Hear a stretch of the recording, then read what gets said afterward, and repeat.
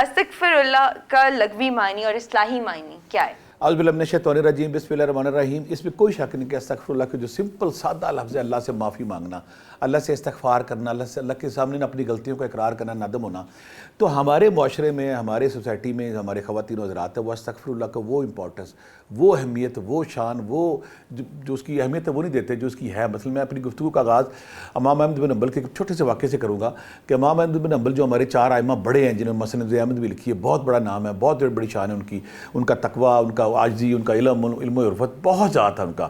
ساری زندگی جو وقت کے بادشاہ تھے وہ ان کو دعوت دیتے رہے، کبھی چیف جسٹس، کبھی کسی کو دیکھی، لیکن انہوں نے کبھی قبول نہیں کیا۔ ایک دفعہ نا لوگ ان سے ملنے کے لیے، ان کے پاس جانے کے لیے قطاروں میں کھڑے ہوتے تھے، مہینوں انتظار کرتے تھے کہ ہمیں امام احمد بن حنبل سے ملاقات ہو، ان کا دیدار ہو، ان کے ہم پاس بیٹھ سکے۔ تو آپ حیران ہو جائیں گے، ایک دفعہ امام احمد بن حنبل کسی دن ساتھ کچھ دور نہ کسی گاؤں میں ان کو کوئی کام تھا تو وہاں پہ گئے، تو انہوں نے احتیاط کی کہ مجھے لوگ پہچان نہ لیں۔ وہ سادگی میں، سادے کپڑوں میں، بڑی معصومیت کے ساتھ وہاں پہ گئے، تو ان کا واقعہ انہوں نے جان کے نہیں اس شہر والوں کو بتایا تھا کہ میں یہاں پہ آ رہا ہوں۔ جب وہاں پہ گئے تو وہاں نے ایک مسجد میں انہوں نے قیام کیا، تو لوگ نہیں جانتے تھے کہ یہ امام احمد بن حنبل ہے۔ تو وہاں پہ جو مسجد میں سو رہے تھے نا، وہاں پہ جو متولی تھا یا خادم تھا، اس نے آ کے نا فوری طور پہ نا ان کو اٹھایا کہ تم کیا کر رہے ہو، اٹھ جاؤ یہاں سے۔ امام احمد بن حنبل، اللہ کی اتنی شان، اتنا مقام، اتنا ان کا مقام، اٹھ جاؤ یہاں سے۔ وہ امام احمد بن حنبل نے بتایا نہیں کہ میں امام احمد بن حنبل ہوں، اٹھ کے نا سیڑھیوں پہ بیٹھ گئے۔ وہ خادم پھر آ گیا پیچھے کہ تم یہاں بیٹھ کے اٹھو یہاں سے، تمہیں میں نے روکا تھا، تم کیوں یہاں بیٹھ گئے ہو؟ آپ نے کہا کہ بھیا تھوڑا میں آرام کرنا چاہتا ہوں، بیٹھنا چاہتا ہوں۔ تو انہوں نے کہا نہیں، اٹھو یہاں سے۔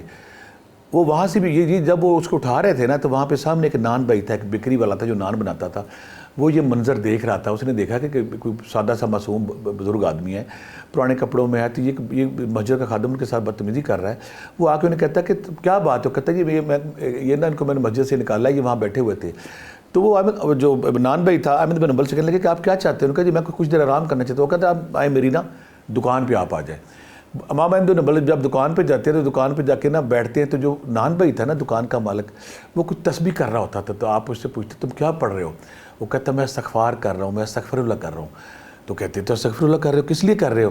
وہ کہتے جی میرا ایک ڈریم ہے، میرا ایک خواب ہے، میرا ایک بڑے عرصے سے خواہش ہے، وہ پوری ہو جائے۔ میری خواہش ہے میں کسی نہ کسی طرح سے نا امام احمد بن حنبل کو دیکھ لوں، ان کے پاس بیٹھ جاؤں، ان سے ملاقات کر لوں۔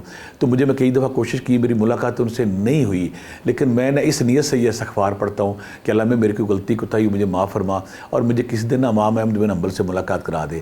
تو امام احمد بن حنبل مسکرائے، آنکھوں میں آنسو، اور کہا تمہاری دعا قبول ہو گئی ہے، میں ہی امام احمد بن حنبل ہوں۔ اور دیکھو رب کا سسٹم، رب کا نظام، تم پڑھ رہے تھے، لوگ ترستے ہیں میرے پاس آنے کو، میرا دیدار کرنے کو، میرے ملاقات کرنے کو، رب نے کس طرح سسٹم بنایا کہ میں تمہاری دکان کے اندر آ گیا ہوں،